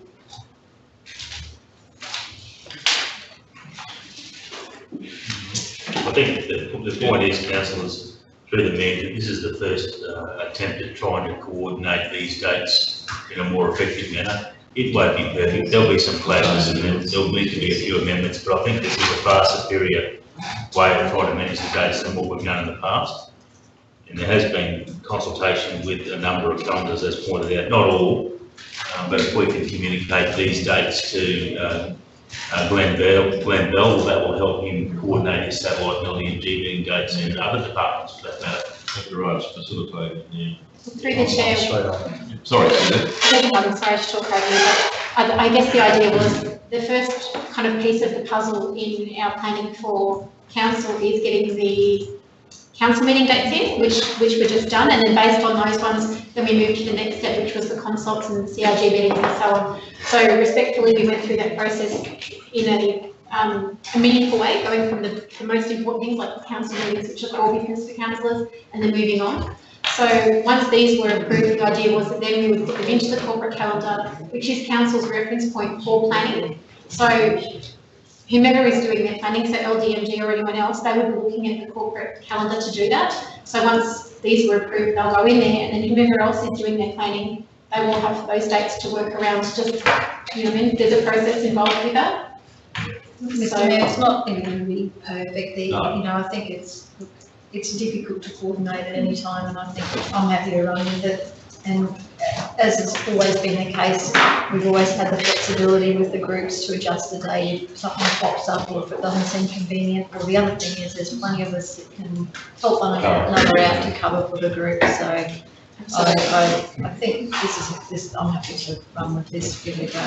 So have to give this a run and then probably try and we'll massage it and adjust it as we go through the year. It gives us plenty of time to do that. Just before we sort of encourage a decision, Mr. Mayor, if I can prompt Councillor Nixon. Councillor Nixon has always been keen to have a community consultation at Emerald. And I know that that's not something that's probably supported by everyone, but I'll just prompt her in the event that she wishes to raise it now, given that we're setting the 2019 dates. We should have one. Yeah, by the biggest population, we don't give them an opportunity. And people in the community ask for it. Thank you, Bethany. Next week. So, are we happy to try and find an Emerald date? Sure. Yes, Yeah. absolutely. Yep, so for the Emerald Day, would just be obviously one afternoon session. Is that I the want idea? a full day. Oh, I was thinking, what I was thinking is that you weren't looking for a 3-day session, obviously, because we'll be in one place, so. Yeah, well, we have done it before, and the hall about 6 o'clock. So that is an ideal time, I should imagine, that would still suit people. So just to clarify, this is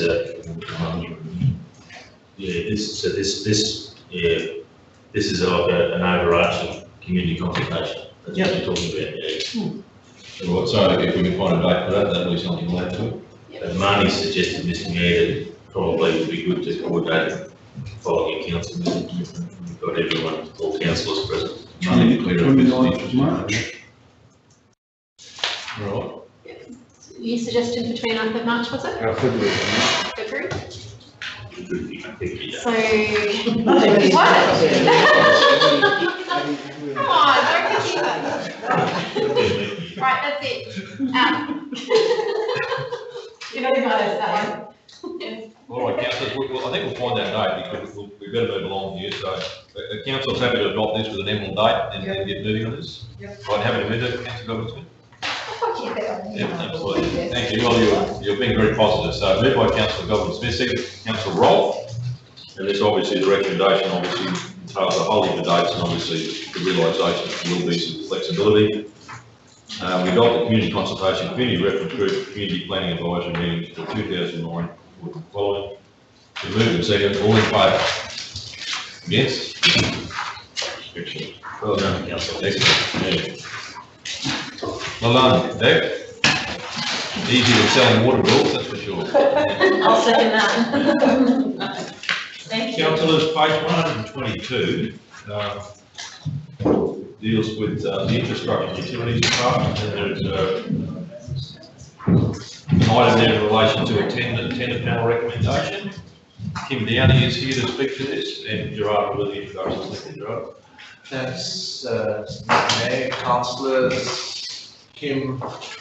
This is our final, not our final tender yet. Betterment is the last tender. Second last. Second last tender that we're awarding. I'll hand over to Kim to just reaffirm council's, sorry, the tender panel's recommendations and get council to endorse it. Thank you. Good afternoon, Mr Mayor, councillors. As my GM said, this is our second last tender for our flood restoration. Only floodways to go. We put the tender out for stabilisation and had a close on the 15th of October. We actually had 35 different companies download the documents. Three of those actually were from the Emerald area, but none of those actually provided a response. At close, we had 5 submissions with an alternate submission provided by FKG. Details of the respondents there for your information. Tender was evaluated in accordance with our tender assessment plan, so price 60%, experience 15%, construction program 10%, plant materials resources 10%, and local preference 5%. When we processed the initial assessment of the tenders, we again had several tenders that were non-conforming. One in particular filled out 2 of 8 schedules. Was given the opportunity to resubmit and didn't bother. another two provided, withdrew some of their non-conformances, but not all, and another one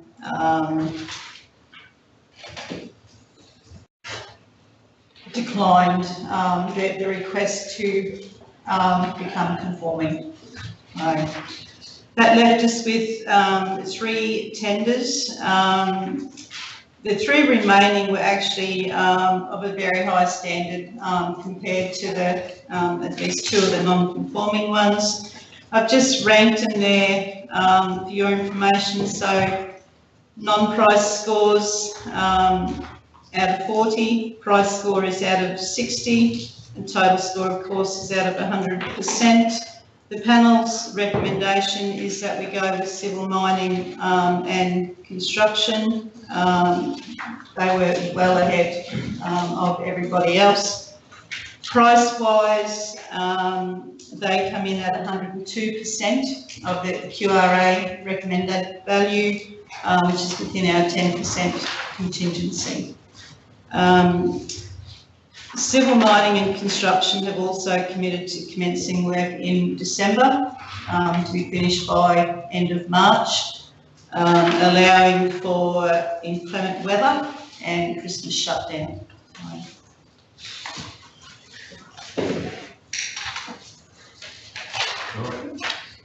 Well, that was my only question was going to be, Kim, just where they fit in the benchmark there. So they're obviously now all sneaking above the 100% range. There's been a change in those benchmark costs.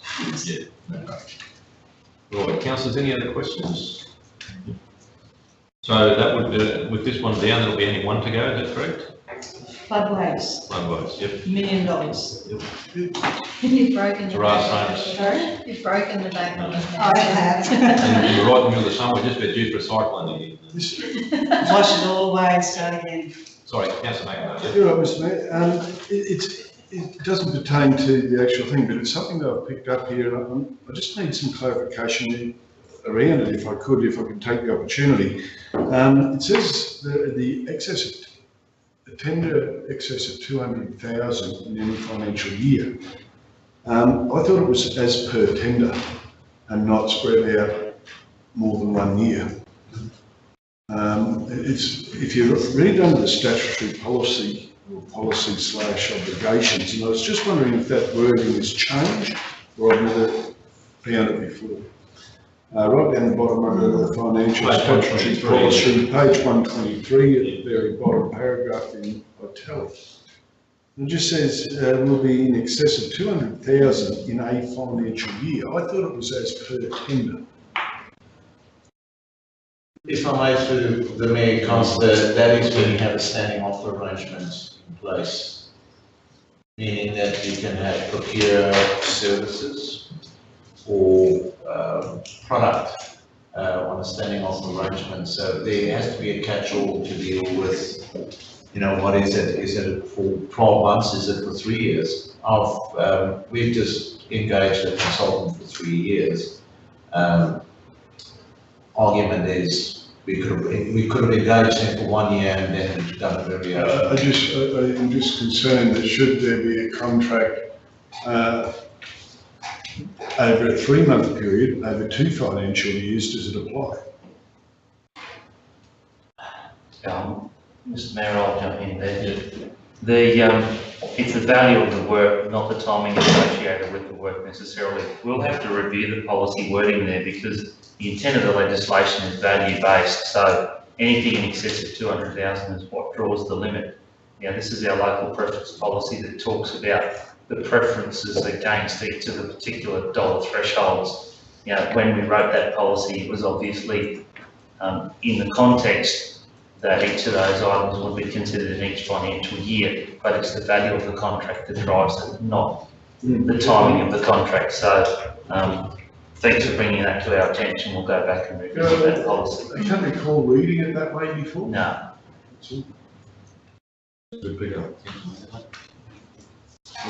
Councillor, any other questions about that? I just hope they finish by the end of March. Big clause in there that they get fined if they don't. Yes, Sure. most definitely. It'll probably stay dry now. Yeah. All right, councillors, the recommendation is there, the Central Island Regional Council endorse that tender panel recommendation, award that tender number there, RF2 significant, which is package 9 in the short term. Councillor, someone happy to move that? Moved by Councillor Brimmeltown, seconded by Councillor Robb. It's been moved and seconded, councillors, all those in favour? Against? Thank you. Thank you very much, Kim. All right, councillors, page 125 relates to the Building Better Region Fund Round 3. Thank you, Gerard. Through the Mayor, councillors, for this fund, we don't need a council prioritised list, but it was prudent, we thought it is prudent to bring these two the 3 nominations to council to formalise our discussions we had on in the previous strategy session. The only one that is an issue is that number 2, Spelling Yards, Emerald Sales Yards, double dollar figure. That's my typing let me down there. We currently don't have a budget commitment, so effectively the CEO has to provide correspondence with applications to guarantee that council matches the funding if successful. So that is just to formalise the fact that yes, council agrees to those 3 projects, that the CEO can provide us the correspondence to support the applications saying that council matches the funding.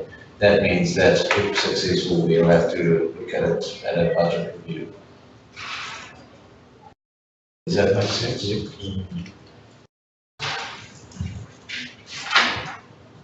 Yes, and just a correction, in good faith, we thought that number 3 is a community investment project. We didn't advise that it slips straight back into infrastructure.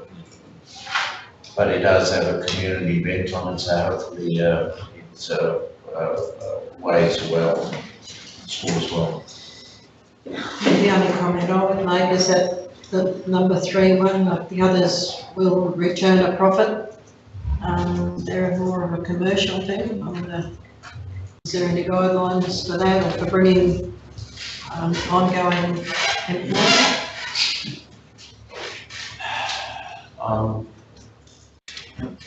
We've just ironically had feedback from the Regional Growth Fund.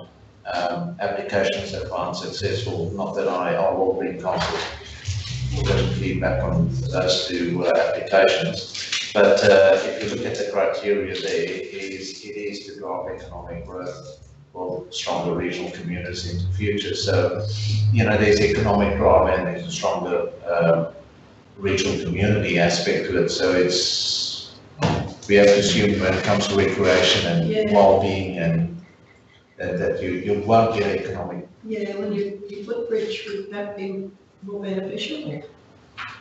Do we, sorry? Footbridge? It's the same type of infrastructure that doesn't create economic benefit. So it's lifestyle and the problem with the footbridge is it's lifestyle too. I mean, yeah, no, I'm just thinking that, you know, anything that's. I think you can still, you can make an argument through the mayor that it does have an economic benefit. Anything that's attractive in our communities that keeps people longer, particularly your travelling public, generates some sort of economic benefit. And how do you value that livability aspect? Yeah, it's just that the other 2 are kind of more tangible. Yeah, true. Yeah.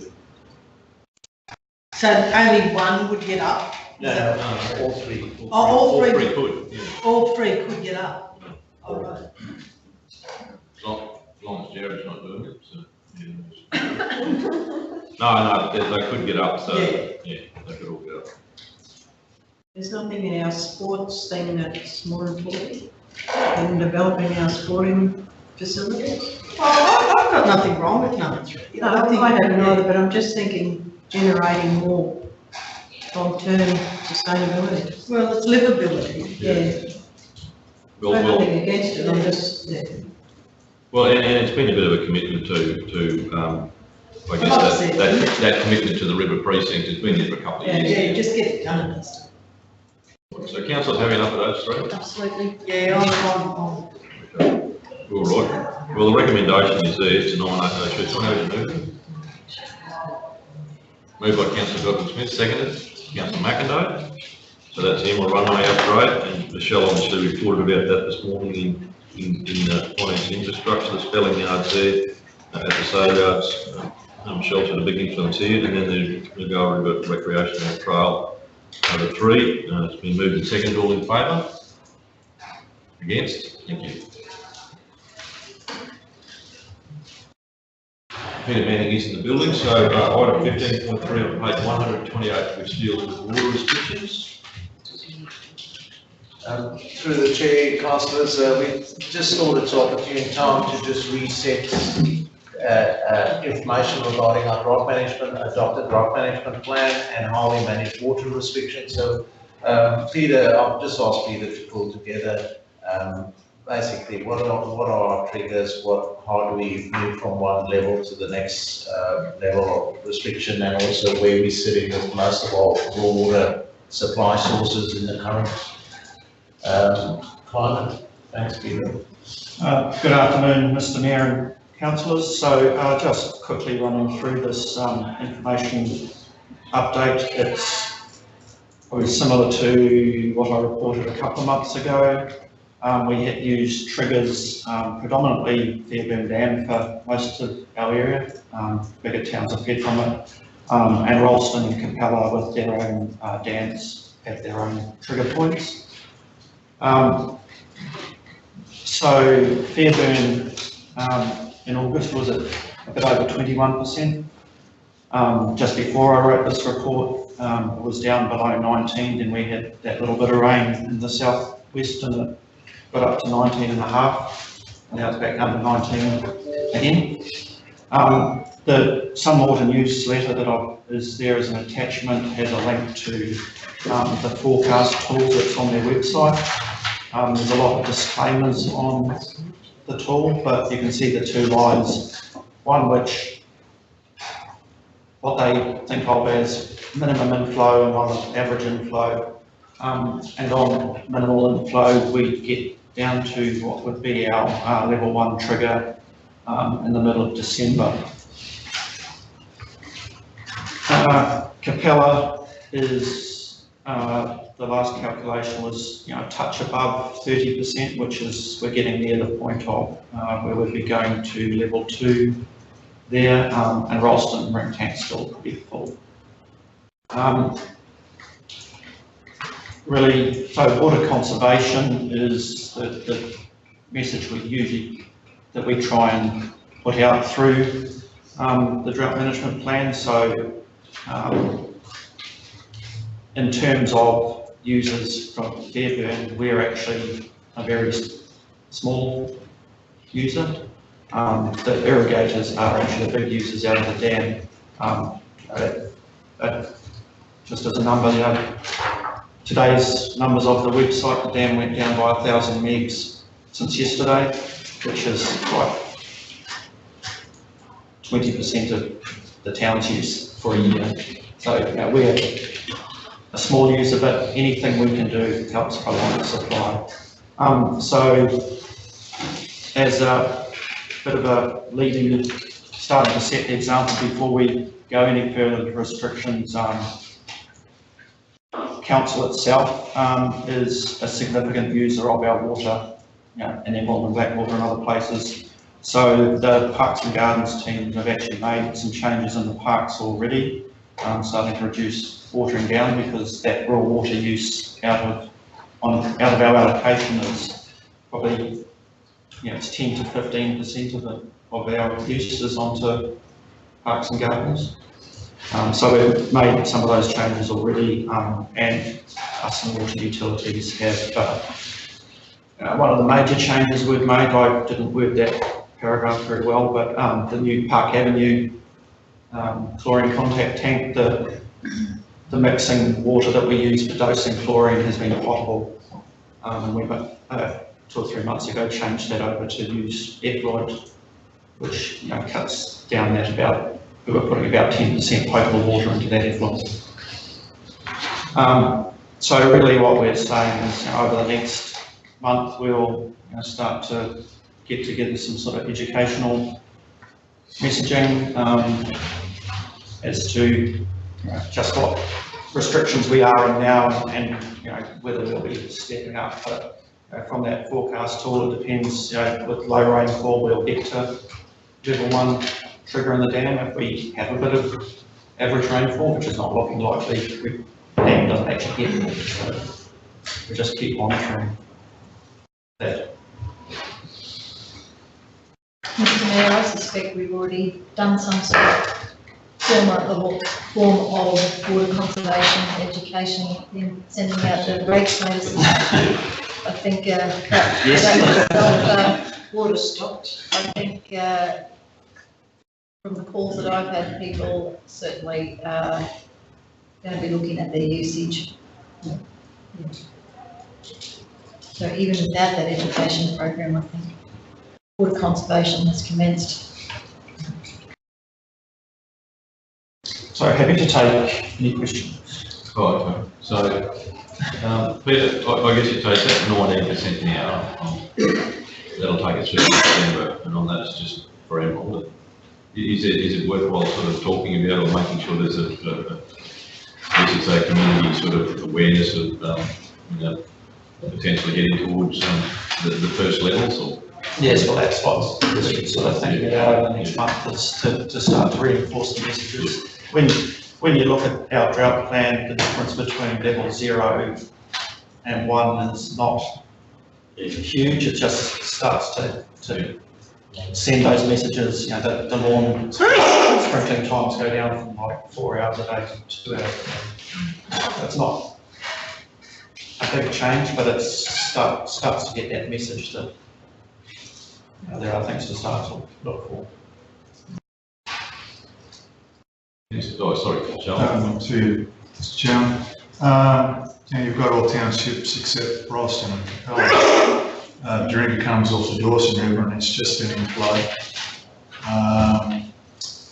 The Henio comes off of Artesian Bore, which has, doesn't it? Yes, so there are some that we will look at differently. The plan's written that way, but we don't have to put it on all towns at once, because, as you say, the Henio is like 20 houses and it's straight Artesian basin.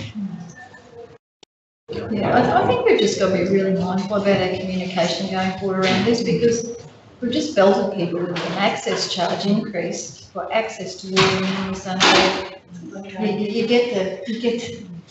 This is to access water that actually now that you can't use as much of.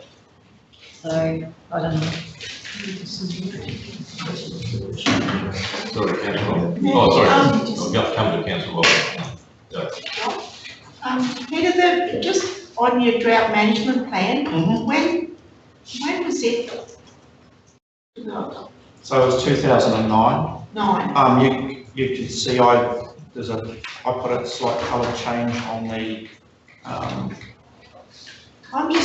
sprinkling hours in level 0 because they were actually clarified later by council, a bit unclear. It's really not about the sprinkling and that sort of thing. It's just some of the wording in that document on page 131 is the very first dot point, trucking or railing water to affected townships. I don't know if that's ever going to happen. Railing. Not. You can truck it. Yeah, but I think you better take railing out of it because it's not going to happen. Yeah, well, updating the plan is on our tasks this year. Never know, we might have to rail it. Keep your eyes open. Needs to be town with a rail on it. Yeah, some of us, some still got one. And well, we'll have a discussion about rainwater some other day, I think.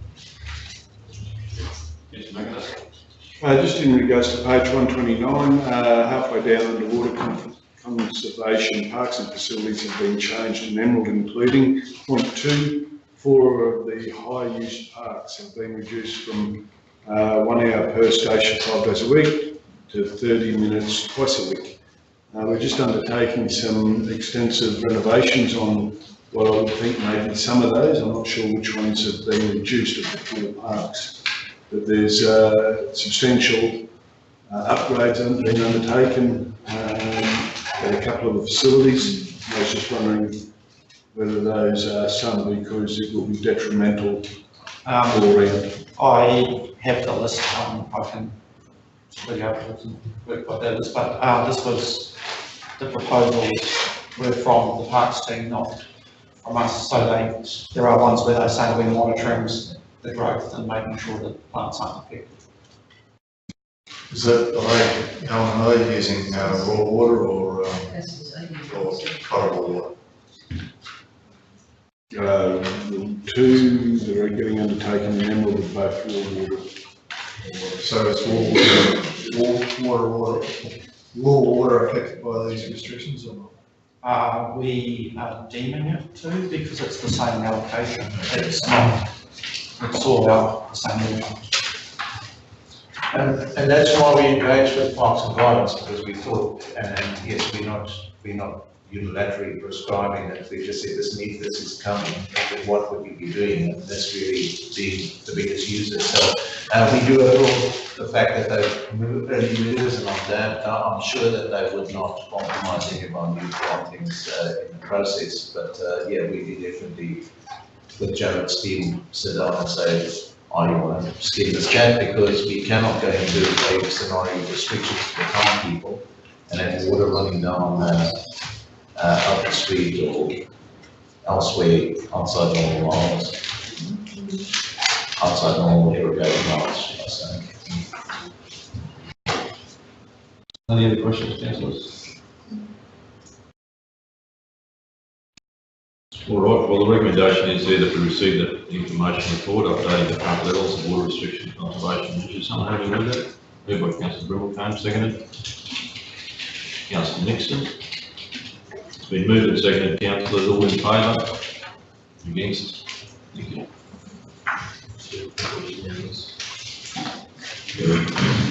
Which brings us to departmental updates, Gerard. To the Mayor, councillors, Thank you, Peter. This is just an update on where we are with our Capricorn Highway planning study, or Auckland's list as we refer to it.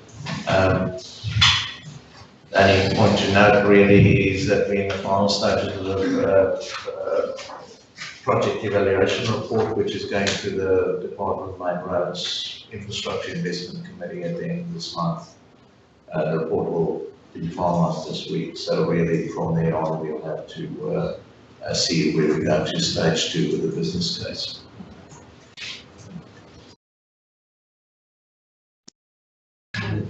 Questions, councillors? Okay. So Gerard, can you tell me the estimated cost to progress the business case from 1.2 to 2.8? Don't you have better, more? Through the Mayor, councillors, there's two parts to it. You get the engineers doing an engineering estimate, and they do percentages, at which that's the level of estimation they've done. So there's percentages for everything. So you can add all that up, you get one figure, or you go to, and that's what I've done, gone to consultants who's experienced in doing business cases and asked them to say, what are the key tasks and activities you will undertake and what will that cost? So at this stage, it's, the level of this report is really not a very accurate or high level estimate of cost. When we go into the business case, obviously we'll have to do a lot more due diligence about exactly what is the business case we're preparing. If it's one option, it could be X dollars. If it's two options, it could be 2.5 or 1.5 that cost. So at this stage, the scope of the business case is unknown until we get that decision from the TMI as to whether this project will progress, if that makes sense. And yes, it is this indicative at this stage. I'm not asking for any money. But you will eventually. Well, there's a lot of water, and no pun intended to go under the bridge first. Thank you. All right. Thanks, councillor, that's it in the updates. That's pretty fresh, yeah. Right, councillors, that recommendation is there to receive that department updates. I'm happy to move that. Councillor McIntyre, second to Councillor Godwin Smith. All in favour? Against? I was for it. Yeah. Councillors, there's a couple of late agenda items before we go into closed session. I want to get those done if that's possible. The first one, councillors that were in the communities standing committee this morning relates to an item that was referred back here. That's the mechanism that we have when we, I guess, want to have a broader discussion about this issue. That was around the Blackwater Arts Society building. Gentleman, Daniel might just elaborate. We might move this along as well. Thank you, Mr Mayor. Through you, I would like to, if I can, suggest that we push this report to a further either community standing committee or to another general council meeting, just based on collecting a little bit more information. I know the team have been working with the Blackwater Arts Society, they've gathered a lot, but in terms of getting enough to satisfy what the council's need, we certainly need a little bit more time, and unfortunately we don't have that information at present. So. All right, councillor, so would someone be happy to defer that to the next community standing committee or general council meeting, depending on obviously the agenda? If there's more information, that's very clear. That's procedural motions, Mayor, so you only need to move, but no second, it must be put to the vote. All right, it's been moved by Councillor Bimbletone, and it's procedural motion, so that needs a second. So councillors happy to do that, all in favour? Yes, thank you. Thank you, Daniel. Councillors, the second late agenda item is in fact adopting the minutes of those the standing committee meetings from this morning. We'll do this one at a time. Did you do them on that, there's no break them up? No, I don't think so. Councillors, those committee recommendations are the Finance and Infrastructure Standing Committee chaired by Deputy Gale this morning, the Communities Committee, which I did on behalf of Councillor Daniels, and Leadership and Governance Council Roll. They're there, all of those minutes are there. Just draw council's attention to a little anomaly. It doesn't mean a great deal. It's a meeting technicality, but on page 18, which is the community standing committee meeting, it says in relation to the Blackwater Arts Society building matter that Council Brimbletone tabled a procedural motion to move the report to the general council meeting. Technically, that should have been put to vote. And according to the minutes, it wasn't. Obviously, it's not a deal breaker, but it's a small technicality. It's not something that we can fix now because the amendments are irreversible of what happened. So just note that for committee chairs and GMs that support committee chairs, just to be just to be diligent in remembering the standing orders and that responsibility for any procedural motions. If the chair decides to retract the second, well, there's not much you can do about that. That's not a problem, but it must be put to the vote. But the minimum requirement is a mover and a vote. From memory, I believe it was put to the vote and carried unanimous. That's a bigger problem because that means that then we're dealing with a different matter. That means these minutes may not be technically correct, in which case we'll be looking at an amendment right now. So we need clarification as to what actually happened. Well, yeah. Live stream, I can't remember.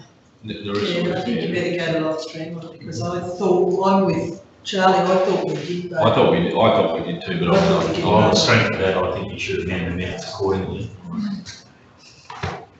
And you can do that now, Mr. Mayor, if you're actually what you're doing. That's the only little thing I noticed. Yeah, it's page 18, Mr. Mayor. Page 18 is communities. So if your motion gets up, resolution gets up, it would be, as per on the screen, and it would be that the minutes of those meetings be confirmed subject to an amendment as we've just described in the community meeting, and we would record that amendment. Right, Councillor, someone happy to move all those? Sorry, Councillor. Ask one more question about the communities meeting. The Willows Hall repair works, I did see the list. But didn't mention the lighting that they want there, those couple of solar lights to light up the walkway to the toilet and that. Has that been added in at all?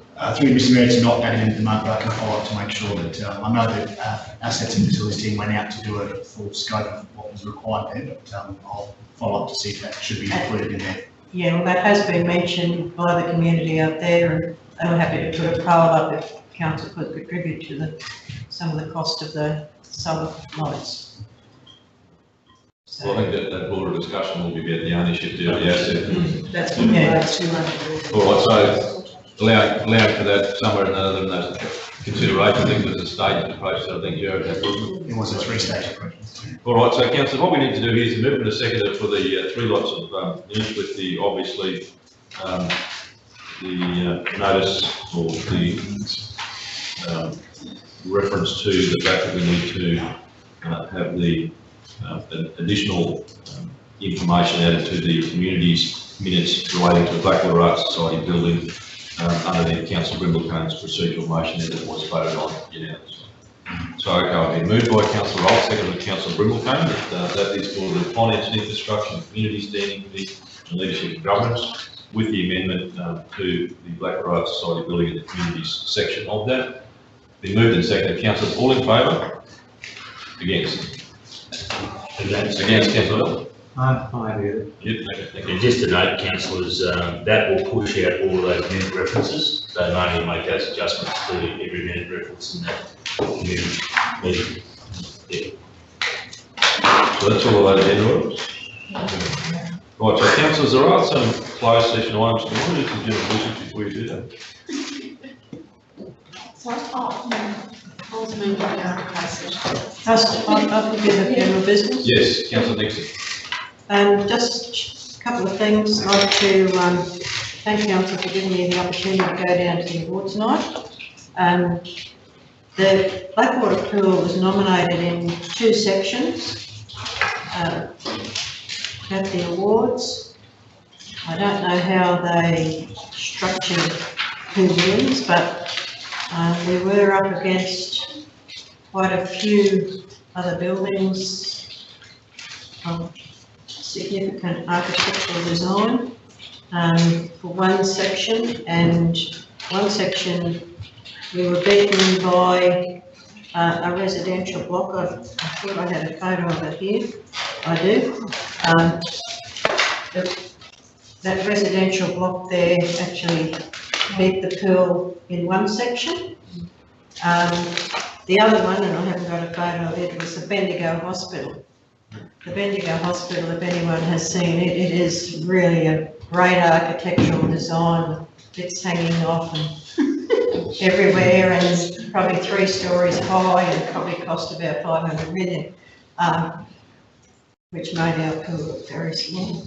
But yeah, so it was really a great achievement to actually get to a national level, and to get into 2 categories at that national level was really significant. And it's just, I don't know, I think they need to change their criteria a little bit, but like with like, but anyway, thanks for the opportunity, and yes, I think that it was a great achievement on behalf of council to get that high. Thanks, Councillor. And also thanks to that I attended the state conference in Brisbane. And have you written a report or? Yeah, I do, yeah, through the mayor. I apologise for not having a report. The LGAQ annual conference, it's 95% complete. I think you'll be excited when you get to read it. Is there a mind map? No, but there could be. If council would like some mind maps, it's no problem at all. I don't know, there's an appetite, but. No, we definitely. Yeah, This one, Mr Mayor, as you know, I represent the Central Queensland Region Councils on the Fitzroy Basin Association board. I'm very pleased to say I've had a long association with the Fitzroy Basin Association, probably for the whole 21 years in some form. And there have been the 21st birthday celebrations, which have been held out in the regions, and one of those events was actually held here in Emerald at Annette and Peter Smith's place, of which there was representation from council there. We had all of our general meeting and committee meetings on the 1st of November. To follow was a 21st birthday celebration event, which invited a whole heap of people who've been involved, lived in many shapes and forms, and had a long association with the Fitzroy Basin Association. John Grimes has written the book for FBA. He was there, we launched the book on the night, and for me as a board member, I was very proud to be associated with the production of this book with the board, and I'd like to present this one to our council, straight to the cool room, and I'm sure that those of you here that look through it will see many familiar faces that have had a long association with community-based natural resource management in this region. It tells a really great story, and as you know, Cherub as a sub-regional group has had a great partnership and connection with FBA as well as our council and community. So yeah, a really lovely book, and yeah, I was pleased to represent our council and the CQ Rock at that event as well. Thank you very much, Bill. All right, Councillor Roll. Just to advise that I'm off to LGAQ's Roads and Transport Advisory Group meeting Thursday and Friday this week. So that's a couple of days away. Just bring home some money. Oh, I was really looking for advocacy documents, aren't they? Advocacy that's, and yeah, this time we've got input to the LJQ advocacy document for federal government to federal level.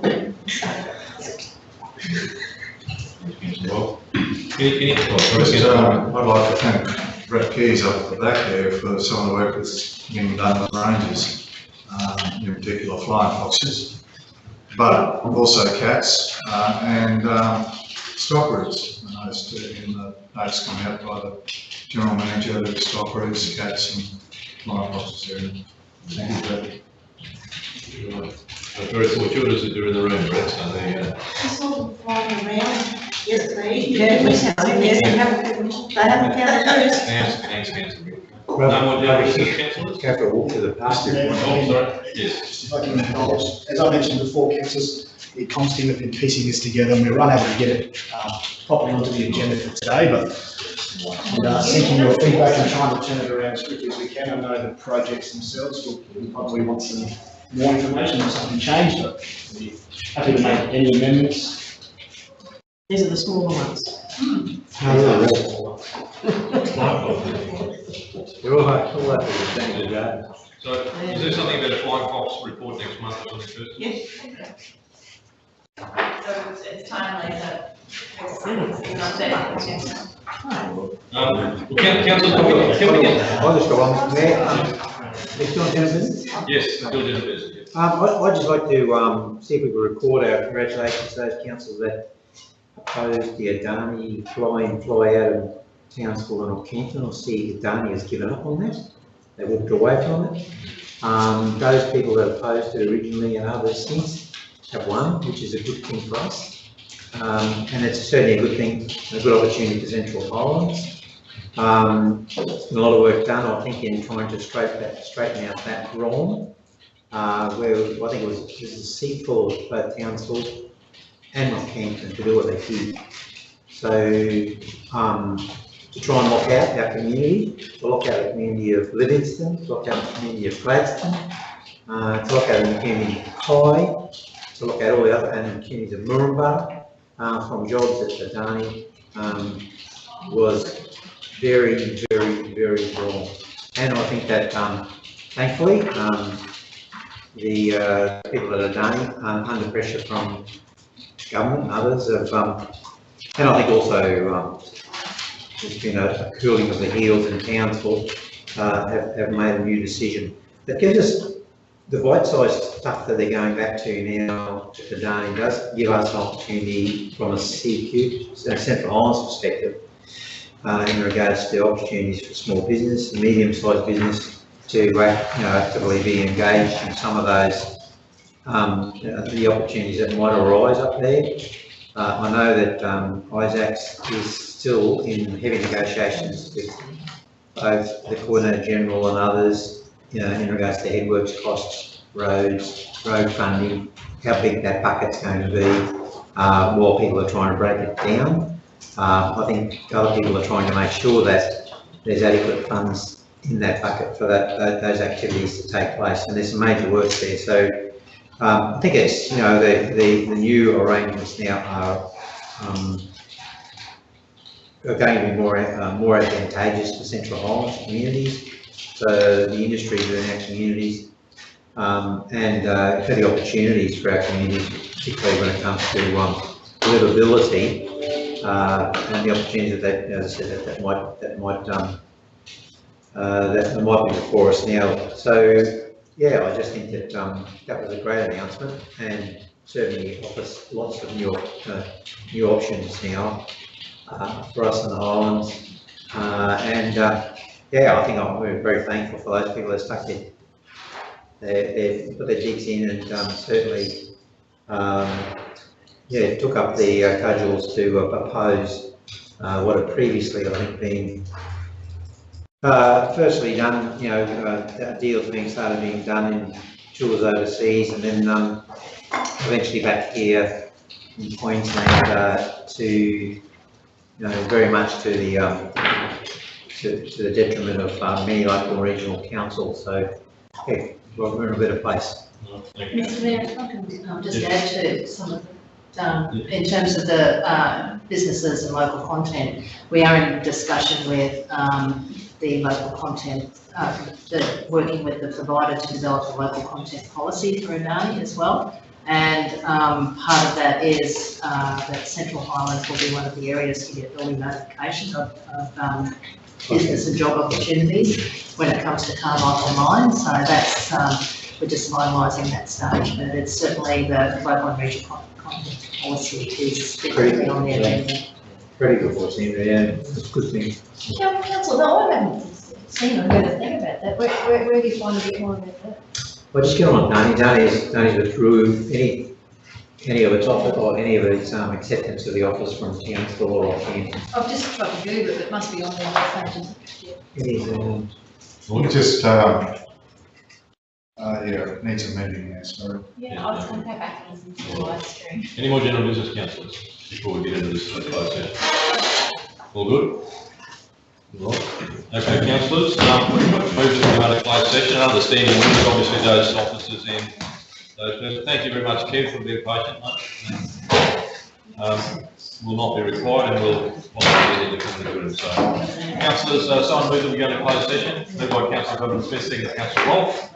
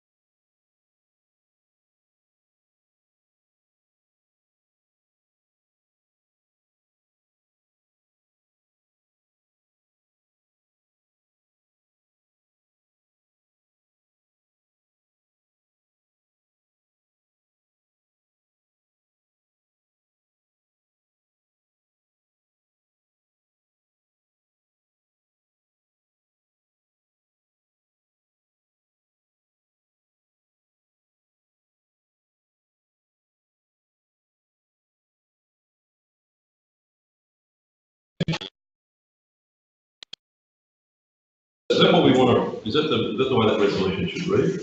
So just checking that the live streaming, we might have the footage there. Yeah, All right. Right, so the recommendation is there is that we're just receiving that, acknowledge the work, and consider this an ideal location for the plate replacement in Lockyer. I think if we can add a sentence to that, Mr. Mayor, it would be further that council identify a 3-hour time slot to workshop this matter further.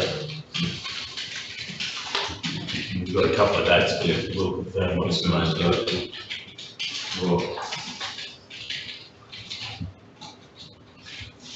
Right, someone who remember that, moved by Councillor Hill, second by Councillor Nixon.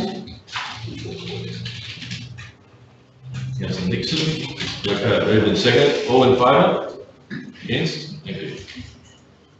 Right, next one is page 41, which is the assessment number 15744. Now, this needs some work.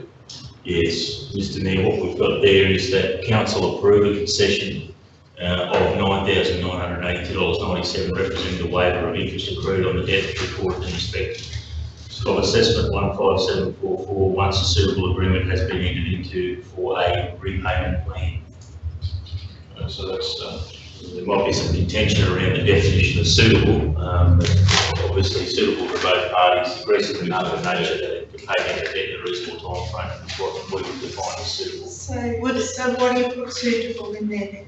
Why don't you just say an agreement? Well, I think suitable is expressly saying that the agreement needs to be suitable to both parties. If it doesn't have the word suitable there, well, we can have any agreement that may not be appropriate in getting the debt paid down in a reasonable time. They could argue there's an agreement. And I think there's a reasonable incentive there to offer the waiving of the interest. Jason used a word, starting with V, I thought, around the repayment plan. It needed to be. the Bible. No, it wasn't that. But that basically recognised that it couldn't be 50 cents a fortnight. I just wondered, in the sake of privacy, whether we just put approve the concession of waiving the interest on that account. So rather than putting the Rather than putting the amount there. I think we have to put the amount in because the interest is actually a lot greater than that figure that's quoted there. At that time. I did encourage council to support the resolution. It's giving the organisation latitude to strike an appropriate agreement with the incentive being remission of the interest. Obviously, if a suitable agreement can't be reached, well, then there's no deal. No deal. Someone having to move that? Yeah. Moved by Councillor Cypress, second by Councillor Grimble, all in favour? Yes, thank you. I think it was unanimous. Sale of land. So there's those 57 assessment numbers there, pre-warning letters to be sent. So that's the recommendation there, councillor. Someone happy to move that? Moved by councillor Cypress, seconded.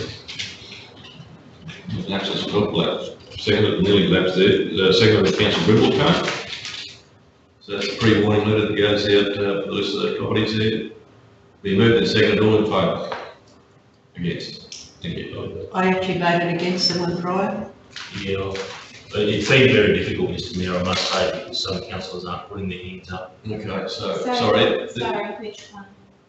This one up here, So the other land or the other one? The one above it. the 7-1. Is that right, councillors? And then that's the unanimous vote on that one there. I need you to check that, Mr. Mayor. Yeah, sorry. So that's the last one. Those in favour? Which one here? That's the one, the pre-warning letters for the 57 properties. Yeah, okay. Unanimous. Thank you. Thanks, Mr. Mayor. All right. So that's all of that. All right. No other agenda items. Right. Well, that being the case, there's a couple of things we do want to talk about after the meeting. So, being about 5:18, I'll declare the meeting closed.